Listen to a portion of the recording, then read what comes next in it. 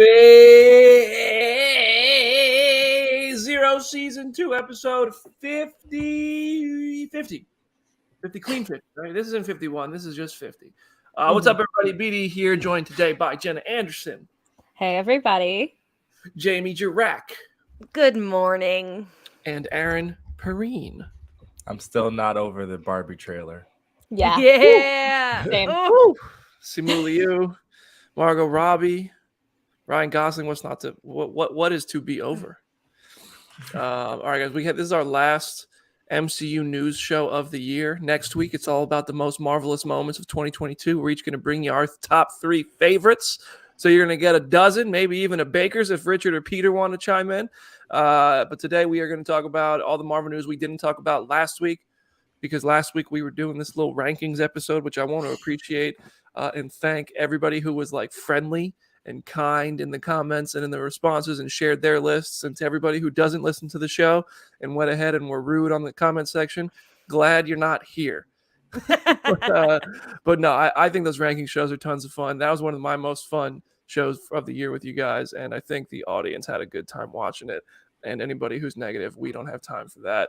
That's the beauty of it. That's why we have 4 different people on here, because we all have different lists. Doesn't mean anybody's is bad, except mine is better. So honestly, I think Cam had the best list. Honestly, yeah. Cam had a pretty good list. I got a couple of the bros tweeting at me being like, Hawkeye 10, bro? Why Hawkeye 10, bro? And I was like, calm down, bro. I was a little scared for my life. Thought the Tracksuit Mafia was going to come for me. So if you leave us a 5-star review with a question, we're going to try to get in the habit of answering those questions as best we can. So go ahead on the podcast page, the landing page on Spotify, on Apple, leave a 5-star review and feel free to throw a question in there. When we start up 2023's episodes, we will answer those, because next week is not a news show, as I said, most marvelous moments. So that's going to be Marvel news or Marvel canon, that we're just kind of talking about our favorite things from the year, the things that really stuck with us. Spoilers for the news cycle in the movies and shows are allowed. And today we have lots of stuff to talk about. We had a trailer we didn't talk about last week. We have news we didn't talk about. And at the end of the show, we're going to talk a bit about all the stuff that's going on with DC, which is just crazy times in the movie world, crazy times in the DCU. We're saving that for the end of the show. You can hear more about it on Comic Book Nation on Friday, which is on our same Twitch channel, and it's available on all podcast platforms as well. That's hosted by Kofi, Matt, and Janelle. I know many of you are already familiar with it, but if you're not, I suggest tuning into Comic Book Nation this week, because they're going to tell you like it is on the DC front. We just want an opportunity to share our opinions as well. It seems like some people are interested in hearing that. All right, enough about plans. Let's talk about news. Spider-Man Across the Spider-Verse dropped its trailer and a poster, and there's a lot of spiders everywhere, enough to burn the whole house down and just buy a new one. So I want to talk about, what do we actually think Spider-Man Across the Spider-Verse is about? Because this trailer doesn't tell you too much. Anybody got a theory they really want to stick to? No one does. I love not knowing, honestly. Yeah, I love just getting vibes from the trailer. I feel like so much of superhero media, and like, granted, this movie still has several months before it actually comes out. This could change with the later marketing, but I love going into a superhero movie and not knowing what to expect. I feel like even the original Spider-Verse still had so much surprise that was not included in the marketing at all. So I love that we have no idea. I could maybe guess, but I almost don't want to, because I know whatever they're going to do is probably going to be really good. For those of y'all in the comments saying that his mom is a goner, I mean, in the comics, that's what happened to Rio early on with Miles. So when I was like, ooh, that speech, what's that rustling? It's a Disney mom thing? Oh, God. Oh, no. Oh, God. Let these poor spider babies just like keep their like guardians around. It's so sad. I'm gonna go ahead and guess what this movie might be about, because what would this show be if not a theory session? I don't know why, but it seems like Spider-Man 2099 is like rallying this army of Spider-Mans to chase Miles, and maybe the other O'Hara Spidey is trying to fend him off. I don't really know, but that's kind of the only thing I can gather. It looks like Oscar Isaac might not be friendly at first. I'm so sorry, Layla. He's gonna So come sorry. around. He's Yeah. too hot not to. But, Also, like angry Oscar Isaac can be, appealing to some people as well. So True.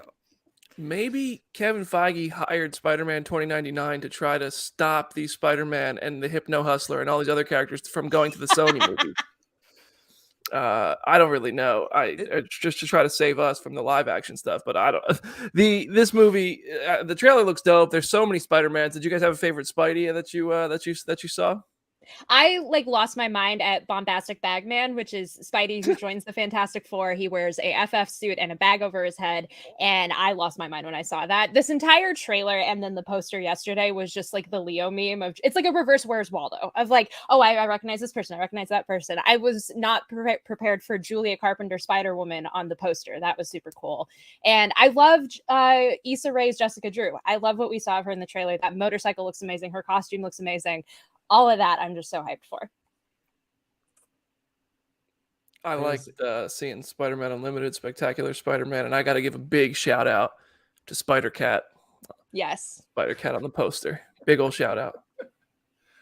There's so much weirdness like going on that it's like she said, like Jenna said, it's like, where's Waldo? Like for real, it could be anywhere. But the part that was the most weird to me was, I know you guys saw the one of them that looks like Tom's suit that landed the exact same way, and the whole internet, because there's so much else to sift through, kind of seems like that's flying under the radar, because the rumors around this have been that what if this is how you start connecting all of it together? And I mean, Sony has proven they don't care. Like, we'll get to it in a second. All the parts of Spider-Man get its chance to shine, no matter how obscure they are. So, I don't know. I saw that same suit and I thought, is that Tom Holland? It kind of looked like Avengers Campus Spider-Man, but I was like, wait, but that's based on Tom Holland. So does he have the big old gauntlets, like the big old web shooters? Campus Spider-Man does. Yeah, but I'm saying in the thing, did he have those? Oh, I don't know. We're about to come up on it in the video here. So we can try to pause. I don't even know. It is so hard to cipher through all these Spideys in this trailer. He's in there somewhere. But we did a video on the Phase Zero channel. I named like 37 different Spider-Mans. Wow. And it took hours. I need to watch that video because I was not paying close enough attention to all the. Like, I saw there was a bunch of them, but I was just like mainly like, yay, Jessica Drew, and then like, yay, Oscar Isaac's even hot as a cartoon, and that was kind of as far as I got. Well, you got like the armored Spider-Man that looks like the suit from the Ends of the Earth comic is showing up in there. The Fortnite Zero War Spider-Man seems to be showing up. Cyborg Spider-Woman. Zombie Spider-Man might be in there. I mean, it just seems like, and honestly, I don't think most of these characters are going to matter. I think, like, for the large majority, they're just going to be eye candy for people who have spent time with Spider-Man in various mediums. But some of them are going to matter, and that's going to be cool. All right. Anything else about Spider-Verse before we move on? Go ahead. Oh, I was gonna say, give me a Spider-Man Noir cameo. I'm just gonna be really sad if I don't get a little Nick Cage in my life. My two pie in the sky hopes for the alternate Spider-Man. There's the one that is Aunt May as Spider-Man. I really want them to do that. That would be really cool to kind of continue the thread of her in the first movie. And then there is literally a Spider-Man who is just a sentient pile of spiders who just assembles into a Spider-Man shaped blob.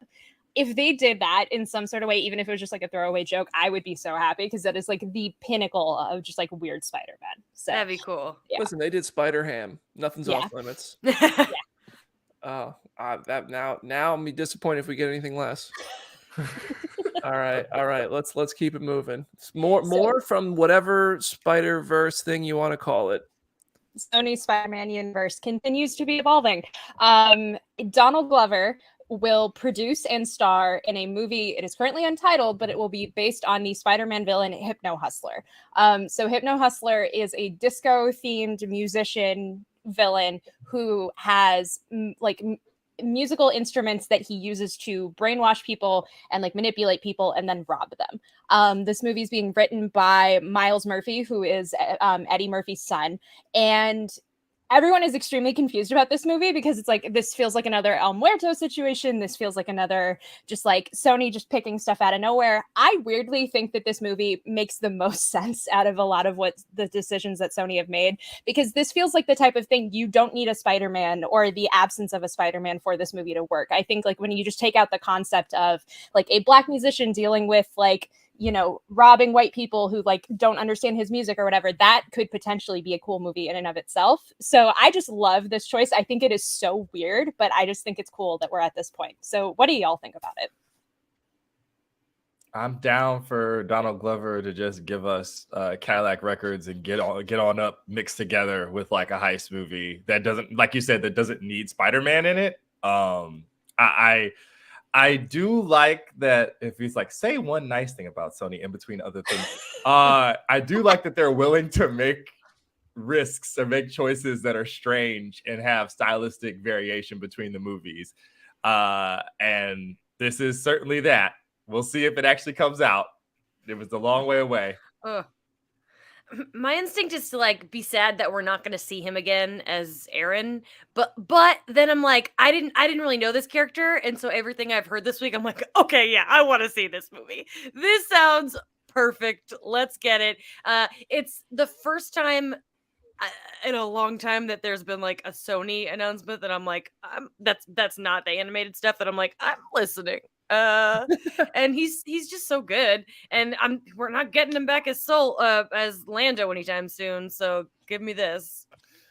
Yeah, definitely bummed he's not going to be Prowler in the MCU, but you know, it sounds like Sony might actually have one here. I mean, there's certainly more meat to this character from comics than there is for El Muerto. As much as I love Bad Bunny, I think Bad Bunny is very talented and basically like next in line to take over the entertainment world, or should be. I think Donald Glover is one of the most talented people on the planet. So with him involved, I'm just like, well, hopefully, A, this movie actually happens, and B, is as good as Donald Glover's talent could allow it to be. But other than that, I mean, I don't know. These Sony offshoots are what they are. I'm yet to really buy into one. I bought into Morbius with that trailer. I was severely burned, and I also saw the 2 Venom movies before that. So that was on you. Listen, at 0 for 3 with the last 3 that Sony made independently of Marvel Studios, I'm reluctantly excited. The chat is now mad that you dunked on Morbius. Oh my god. Also, I just will say, so bad. I just want to say with like the Prowler of it all, I never expected him to come back as Prowler. Like honestly, like I feel like that could have been a thing that could have eventually happened down the line, but I feel like after Homecoming and after how little of a role that he had, I felt like we never were really going to get to that point. I had resigned myself to that fact. So I get why people are kind of upset, but that was the thing to me. I feel like that door probably closed a very long time ago. That's the same movie, just so we all are aware of what I go through on a daily basis. That's the same movie where Avengers Tower was sold. So I think we should just give up on both, really. I cannot wait to be on Twitter when they release the criteria on Morbius. I can't wait. Cannot wait. Yes. All right, let's keep it moving. All right, what do we got next here? Oh boy. Hugh Jackman had an interesting new comment about the MCU time travel. He was talking to the Jess Cagle show, and this is what he said. All because of this device they have in the Marvel world of moving around timelines, now we can go back because, you know, it's science. So I don't have to screw with the Logan timeline, which was important to me. And I think probably to the fans too. So yeah, they've kind of made this clear a bunch, which is like, we're not messing with Logan, even if this takes place before, it could be a different timeline, whatever. I think they're just like they're really making clear like Logan exists. What do you guys think? I'm not surprised at all. Like I every detail about this is interesting and exciting to me because this is one of the projects I'm most excited for. I mean, and it's not close. Like there's probably 3 up and above everything else, and this is one of those 3. But yeah, makes sense. I'm curious if they're going to use that same time travel device that Deadpool used in the credit scene that Cable brought to him, or if they're going to have to find a way to do it, or if the Owen Wilson Mobius stuff ends up being a factor and, you know, the TVA starts time traveling with them or something. I don't know. Maybe I think I said this on the show before. Maybe they're so impressed with what Deadpool did in that credit scene that instead of hunting him down as we all expect they will, they try to hire him and ends up being like a TVA, you know, clean up the timeline situation movie. but I don't know how big they're gonna go. Maybe you get Halle Berry back as Storm, and you got to go recruit her and all this. I don't know. But there's some cool stuff that could happen. It's limitless, and I'm here for it. I'm here for it. I expected nothing less. Like, his comments basically confirm what we've already been saying of like, I am just withholding my judgment of any specifics of like the time travel and the canon of it until I actually start seeing the movie, because I feel like there's so many ways they can go with it. It could be what I wanted Multiverse of Madness to actually be. Just going a whole bunch of different timelines. Don't do this to yourself again. I was about No. to say. We're like 2 years out from this movie. You're going to be building it. Like, they haven't even filmed like a lick of footage, and you're already building it up a little bit. I know. You're right. I shouldn't expect good things. No.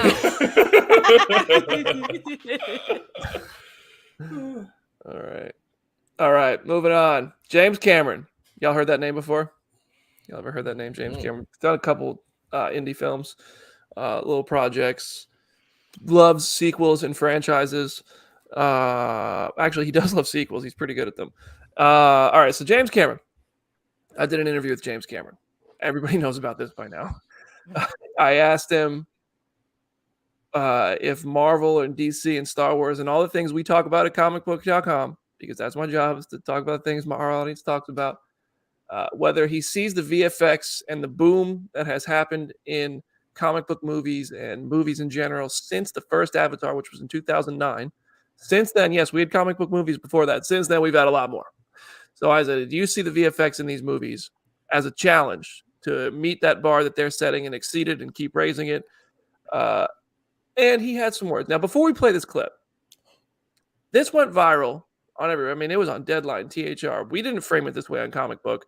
I talked about it on Instagram this way because at first this was how I took it. But he talks about Thanos. And Thanos was made by Weta.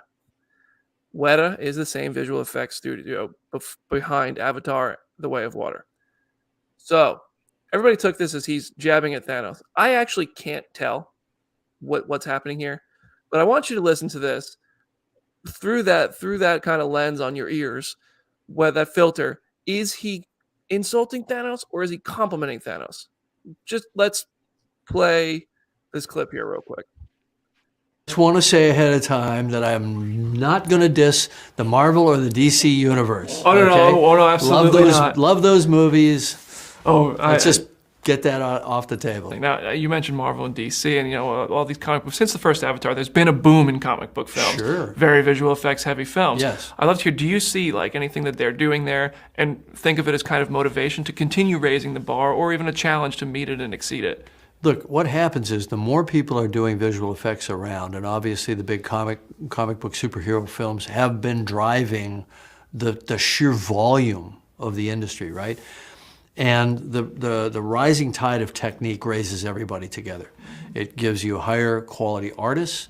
You've got more tools and plugins and code. You've got more talented people writing code and simulations and all that sort of thing out there.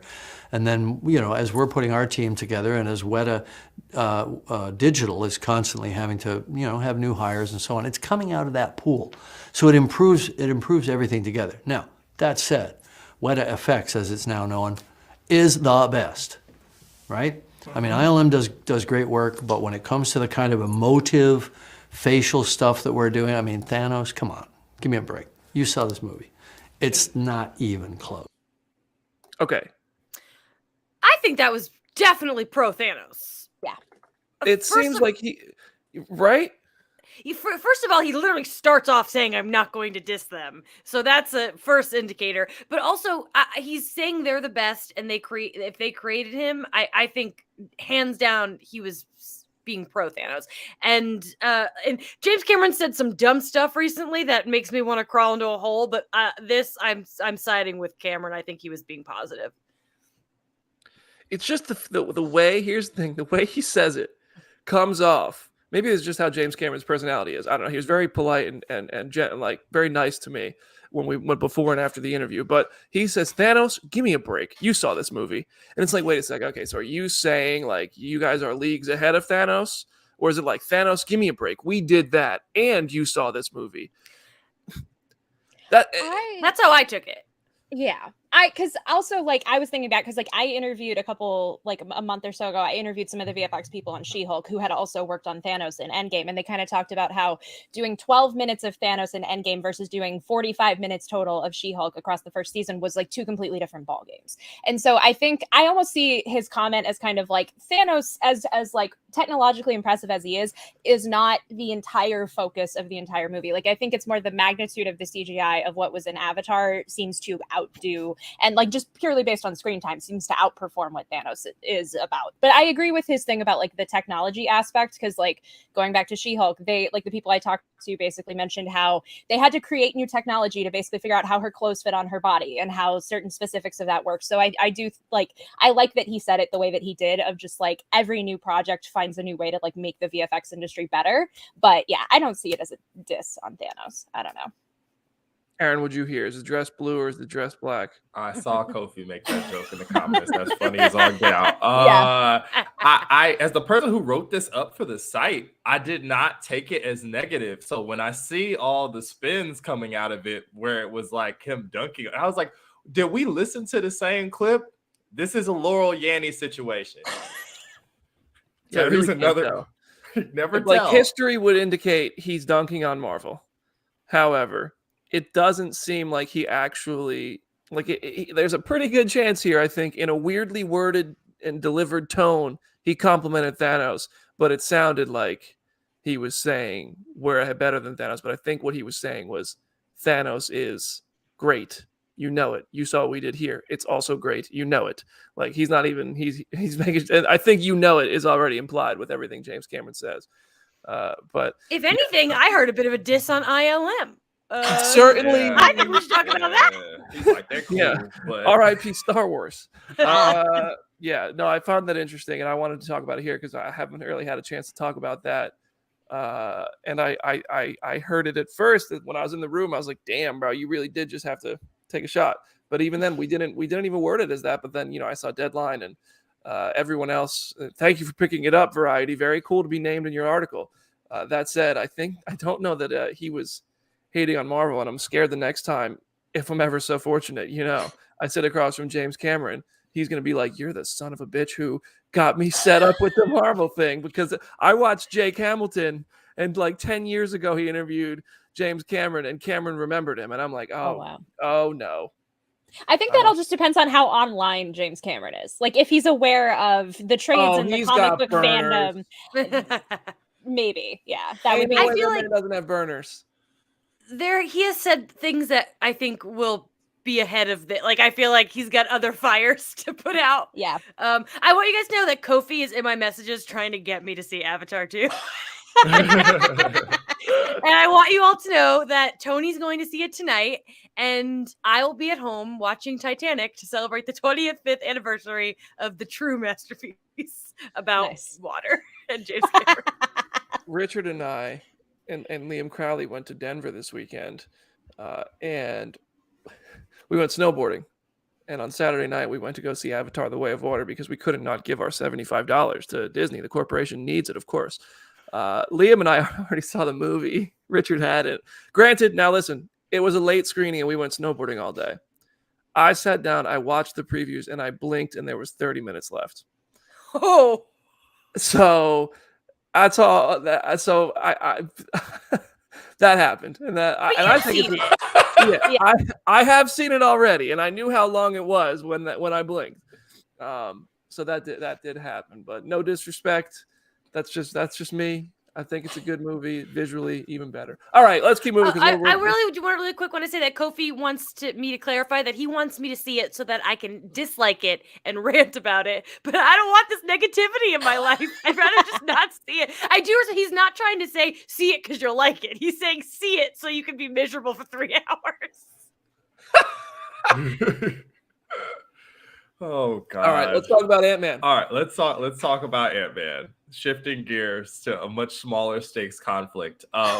Peyton Reed talked to EW about metaphorically kicking in Kevin Feige's door to get him to make Ant-Man and the Wasp: Quantumania an Avengers level story. So he said, people felt like, oh, these are fun little palate cleansers after a gigantic Avengers movie. For the third one, I said, I don't want to be the palate cleanser anymore. I want to be the big Avengers movie when I grew up, to be a real comics nerd. And there are a handful of antagonists in the Marvel Comics universe who are all-timers. Loki, Doctor Doom, and Kang the Conqueror, for starters.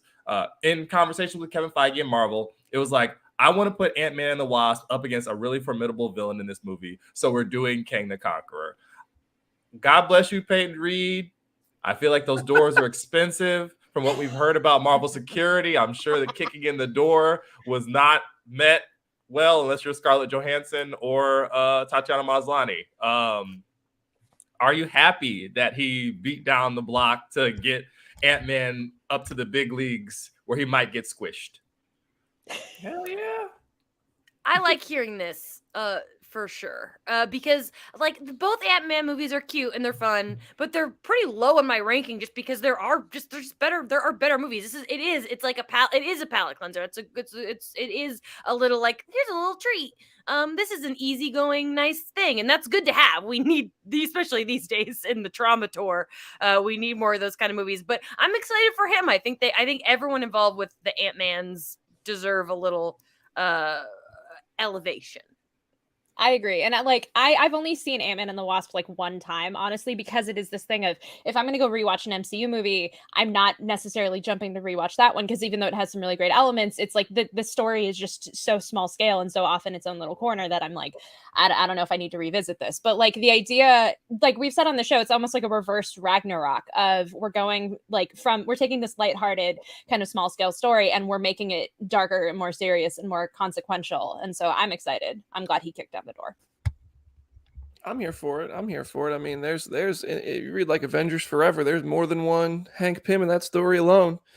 This makes sense that, Ant-Man would get to play a part in it. And I'm really excited to really explore the quantum realm and I feel like doing this as a big Avengers level film, as Peyton Reed is putting it, makes it more exciting. It gives it just so much more opportunity to add to the MCU in like just the mythology of the MCU in ways that I really, really want to see. So with Kang Dynasty not far behind, it's like, all right, bet, let's get it all set up here. I'm here for it. It feels like the movie that's going to move the needle, but who knows? I don't even.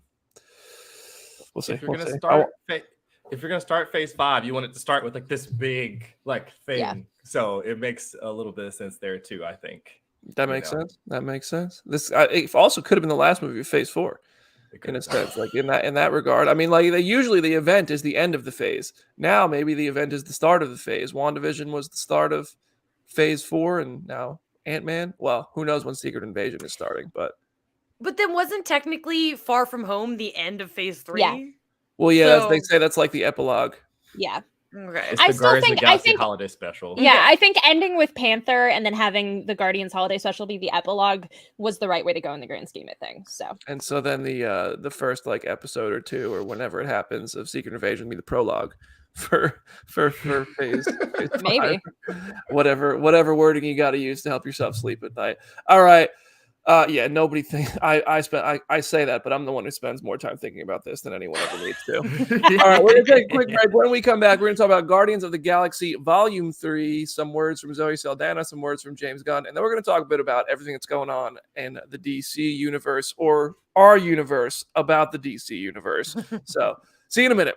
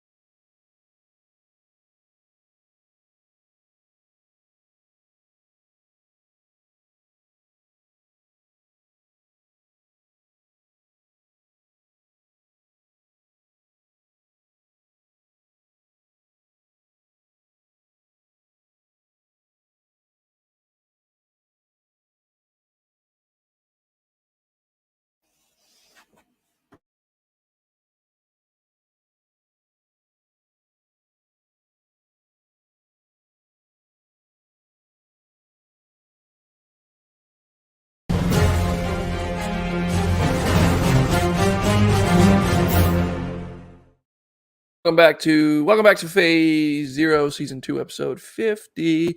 Second half of the show, we're talking about Guardians of the Galaxy Volume 3. We're going to talk a little bit about all the DCU chaos. So, first of all, Guardians of the Galaxy Volume 3.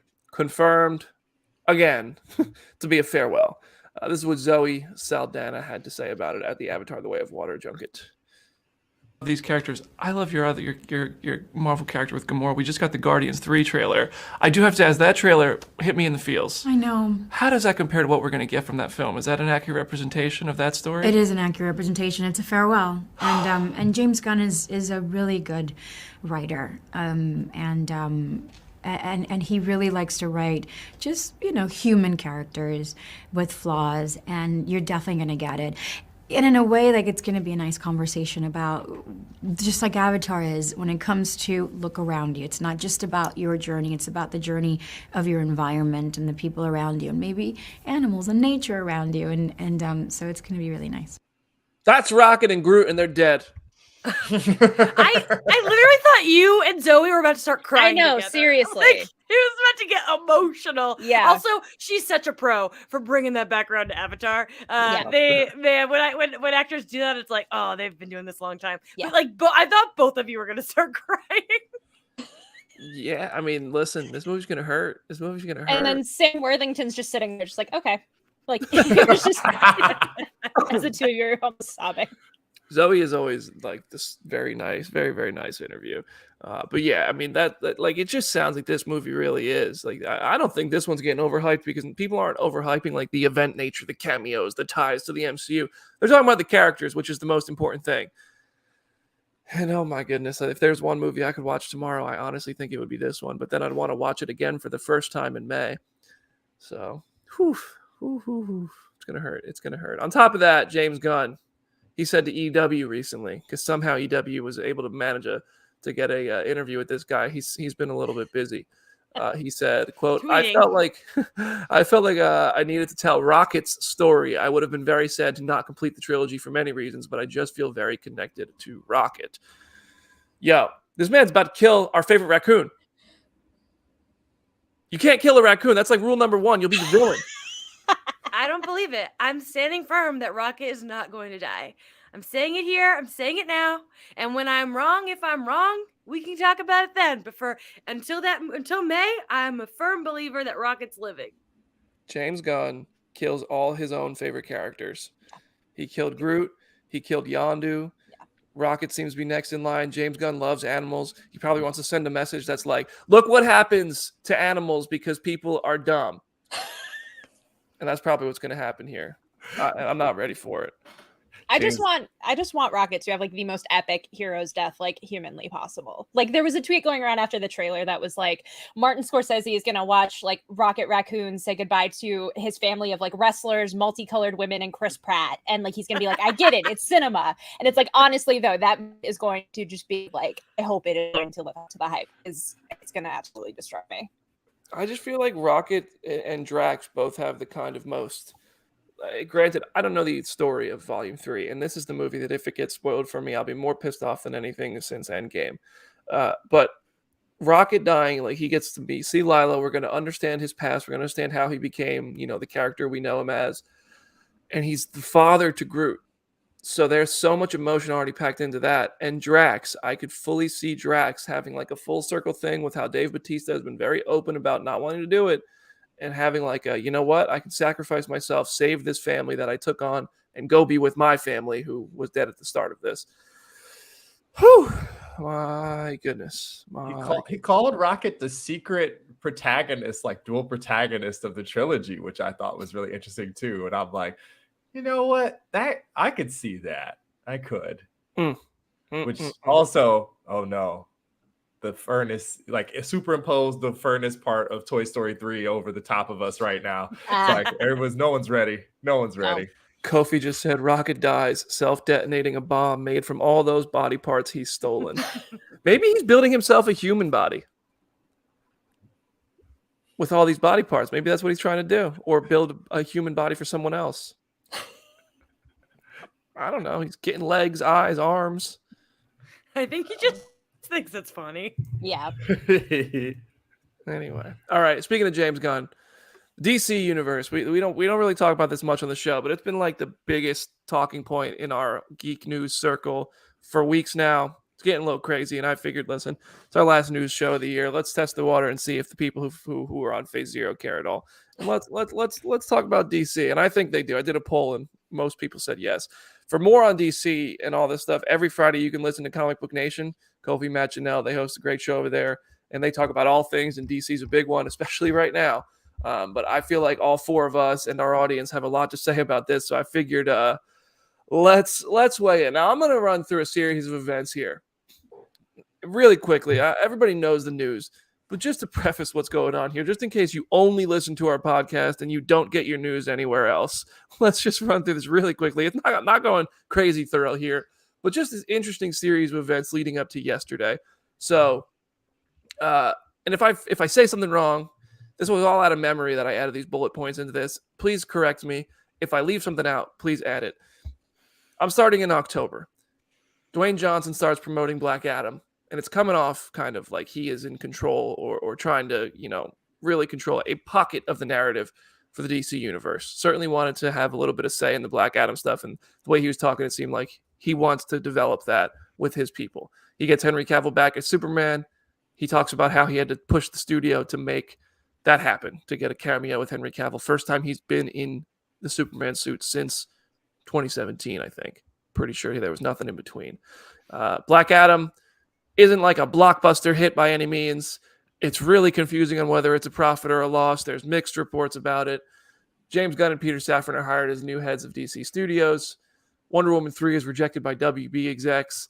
Confusion surrounds what actually happens. Patty Jenkins says one thing, reports say another. I trust Patty. I do think it might have been, not super friendly between them when your movie gets rejected. It's okay to have an emotional reaction, in my opinion.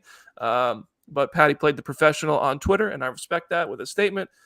Gunn announces Cavill is being recast as Superman. He says in a comment on Instagram, he has not, quote, booted Gal Gadot from Wonder Woman. Still don't know if that's happening. He says also that they're not recasting everybody but the Suicide Squad, which could mean everybody's going, or more people are staying than just the Suicide Squad. Don't know yet.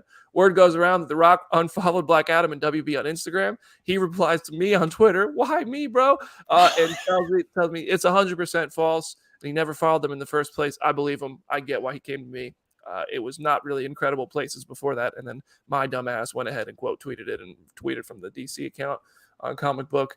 And a couple days later, The Rock now announces Black Adam is not a part of Chapter 1 in the DCU with James Gunn. He met with Gunn, and he says we should all drink some Terramana, and he wishes the best to Marvel, parentheses, to DC, parentheses, and Marvel, and parentheses. It feels like this is only going to get messier before it gets cleaner, but I do think it is all going to get much cleaner.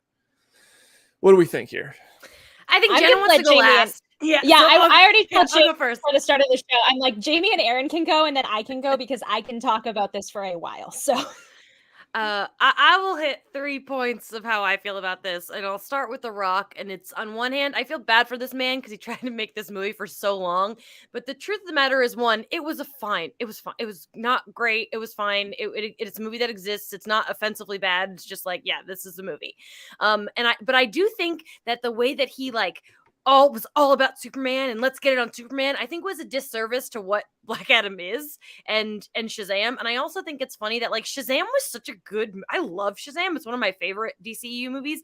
And the idea of being like, I don't want to hang out with Shazam, even though that's the main point of my character, is like an ego thing that I don't think is conducive to these franchises. Now, the Cavill situation, I'm going to be honest with you guys. I've never really cared about Cavill as Superman. I love Henry Cavill. I love him as The Witcher. The Man from U.N.C.L.E. is one of my favorite movies. But I saw his performances, and then I came late to the Christopher Reeve movies in my life. And when I first watched that Donner Superman, I was like, I get it now. I get Superman now. And that's a performance of Superman. And that movie I loved. And so losing Cavill doesn't mean anything to me. I feel bad for him as a human because it's sad that he went on this little tour of I'm back. all to be shut down. But also, I tweeted this and I will say it out loud again.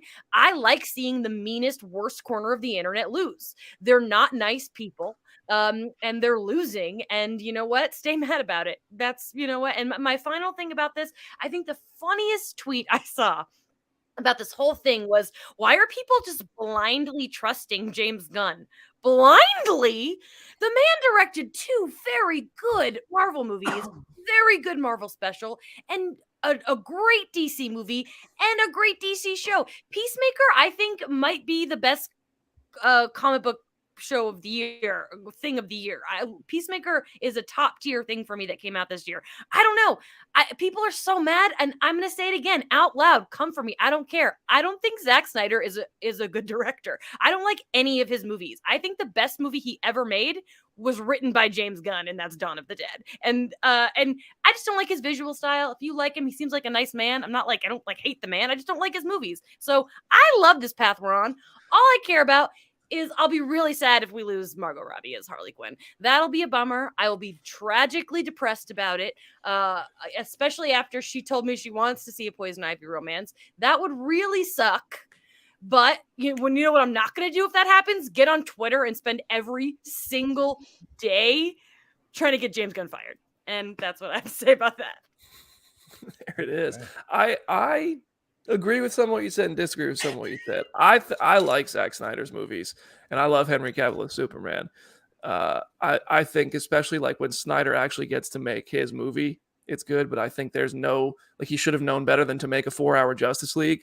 I don't know what it would have been if he was actually trying to release it in theaters, but from a business perspective, that's never going to get released in theaters. No studio executive is going to release a 4-hour movie into theaters. I'm like, it's just like if Avatar was 2 hours long, that's a whole other screening that could have been selling out all weekend long. Imagine if any movie's 4 hours long. It's just not going to get released. I think Zack Snyder's Justice League is brilliant. It's a little indulgent, the same way I think Avatar is a little indulgent sometimes. But with The Rock on the Henry Cavill stuff, like, I think it was A, The Rock and his management team have ties to Cavill. They want to see him win. B, they also know that's a great way to sell your movie. Like, Black Adam is not a character that's tremendously popular in comics. He's been used before. Some people like the character. He's not a mainstream character. So The Rock started pushing Black Adam as a mainstream character, and he also recognized being able to tease Superman returning is another way to sell more tickets. There's no debating that if Superman was not in that movie, it would have sold a few less tickets. I don't know how many. I enjoyed Black Adam for what it was. It's a 2-hour action scene. I like The Rock. I think he was very good as Black Adam, but there was nobody in DC saying what should or shouldn't happen. You had Peter Safran working on Aquaman and Shazam, and you had, Kathy Yon making Birds of Prey, which pretty much didn't care anything about David Ayer's Suicide Squad. You had Patty Jenkins making Wonder Woman movies, and it seemed like none of these people were ever working in the same room. So it was just kind of like, it seemed like The Rock saw an opportunity to go do his Black Adam thing, and he ran with it, and nobody told him, no, you can't do that. We're trying to make a story that's cohesive. And now the result is the universe was super disjointed. And now here it is. Like, Henry Cavill comes back and then gets booted. The Rock puts all this stuff in and pushes and talks all this stuff about how much he wants to do it. He seems very confident in it. And now, well, at least for now, we're not doing it anymore. I don't know. I think Gunn has a very clear idea, and it doesn't align with a lot of what has already happened and what, The Rock and Henry Cavill and anybody else was really going to do. And he's the man in charge. And I think you're right. It's not blindly trusting Gunn. Gunn has made two of my favorite Marvel films. I think the Suicide Squad was really good. I don't like it as much as everybody else did, but I still think it's a good movie. And I think Peacemaker was brilliant. So, jeez, okay. We all have so many thoughts. But I want to hear what Aaron has to say. I understand, and I'm gonna give the people what they want, which is Jenna here in like 2 seconds. So I'm gonna just go very, very quickly that in corporations, in business, in teams, if you've ever played any competitive sport, if you've ever been in a group project in school, the most important thing, and it sometimes can carry you through, is the appearance that you're all pulling in the same direction. If you do not have the outside visage of you all uniting for one goal, even if that goal, it might not be, like everybody on the team might not have the exact same incentives, but you have to look like you're all going for the same thing. And the chaos that's kind of sprung up on Twitter and social media and everything around all of this, it shows disconnect, it shows discord, and it shows disorganization. And hopefully the Gunn era can engender some of that, because I don't know how you run a successful business. I don't know how you give the fans what they want or even what they need without that kind of underlying, undergirding principle of all of them pulling in the same direction. So I don't understand exactly if this is what's been going on this entire time. Dear Lord, I bet we do need Terramana. Rock, you can go ahead and send us a crate. We will shill for that. We will. I will. I've written up reviews. Where's my crate, Dwayne? And without further ado, ladies and gentlemen, the wickedly talented, the one and only Jenna Anderson, step to the mic. Give us what you got. Okay, I'm gonna try to not make this one of those rants where I like talk so fast I can't fucking breathe. So I'm gonna try to make that a little bit better. I will say to BD's point about Zack Snyder, BVS was one of my favorite like theatrical experiences. I gave Zack Snyder's Justice League a 4.5 out of 5. I thoroughly enjoy it on so many levels, but the story that he was telling, both within the Snyder Cut and in what he had planned for the sequels, is not a way to build out a DC universe. It is basically a Lord of the Rings-esque kind of epic that culminates everything together and then definitively kind of puts a stop in it. There's still ways to continue it from there, but they would be built on this very weird foundation. He obviously didn't get to tell that, but so much of what's followed still has had to deal with the elements that he introduced. And I think Gunn and Safran have this very unique opportunity to kind of break a few eggs to make an omelet. They have the ability to kind of come in and make the DC universe up to the potential of what it can always be. I think that there's always been this capacity with DC to be able to have a concerted universe that can have all of these characters, not have it be a thing where some are on the CW, some are on HBO Max, some are in the movies, and there's no cohesion. There is a way to put all of these people together to tell a story that is like reflective of what the comics are. And I think that there's a capacity to do that. I think the Wonder Woman 3 argument is a whole separate thing.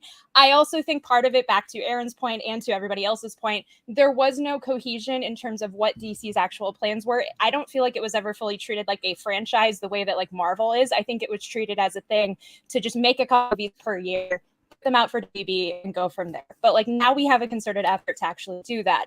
In terms of whether or not Dwayne could return as Black Adam, whether or not certain people are recast, like I have a quote pulled up here from Denny O'Neil, who wrote a bunch of Justice League stuff in the 80s and is an absolutely iconic writer. And he was basically talking about writing out Snapper Carr, who was like the teenage sidekick of the Justice League, who had kind of like grown too old and nobody cared. And he basically said, instead of bothering to write somebody out, just don't use them. So I feel like this is kind of the situation that we're in, where eventually, if we wanted to tell a story involving Black Adam, Dwayne could come back. But it just seems like whatever Gunn and Safran's plans are, don't involve Black Adam right away. So I feel like that's going to kind of be the path going forward of just like feeding in characters depending on that. But we'll see. I don't know. The Rock is 50 years old already. How long can you shelf him as? I mean, he's always going to be, a physical specimen, But if Schwarzenegger was looking pretty shredded up until I don't know, he probably still looks good now. Sly Stallone is in pretty impressive shape, but I don't know. It's if we're going to get a Black Adam saga, it's when are we going to do it? But yeah, you make really good points. You make really, really good points. And thank you for taking us to school. And you have a lot of lawyers in the comment section. I cannot believe Jenna dropped an F-bomb on the show before I did. I did not. I did not. Didn't. No, she didn't. She said ducking. I am so right. sorry. I misheard. I am so sorry. She said ducking. She's like ducking any trouble. I am so sorry. Yeah. Like, listen, here's the thing. This is the big question that I think everybody's wondering: who's going to stay, who's going to go in the DC universe? And to me, like, I know, and I saw your tweet about this, Jenna. I know there's ways you can do it. It's just kind of like, okay, there's an event you could do, or you could just do it, whatever. But one thing they have to do over there is win the fans over. And I know, everybody has their thoughts and their feelings about, Snyder fans, release the Snyder Cut, people who are using that hashtag, and they're loud. And sometimes many of them are quite mean. Not all of them, but a lot of them, yes, 100%. There are some very bad eggs in that bunch. You have to win fan favor. So if what they do is just keep the characters that Gunn made, those fans are never going to shut up. Like, they have their work cut out for them, and I don't know what's coming. So I almost feel like, okay, I'm caught up right now in the moment of, damn, we're losing elements of this that I liked. Like I liked The Rock as Black Adam. I liked Henry Cavill as Superman a lot. There's a lot of things in the DC universe which I really enjoyed. Gal as Wonder Woman. Who knows what's happening there? But I'm trying to have faith because I believe in Gunn. I believe in Safran that the DCU is filled with Amanda Harcourt variants. Yeah, that's the comment there. No, it's not. I don't know. It's going to be tough to win that fan favor. You got to make a couple good movies, I think. I don't know that this toxicity in the fandom is going to go away anytime soon. It's right now. It's just ripping a Band-Aid off, and that's painful. But when it's all healed, we'll have to see what it looks like and what kind of scars remain. But I don't know. I'm trying to have faith, and I do. I'm just still right now. It's just pain, a lot of pain.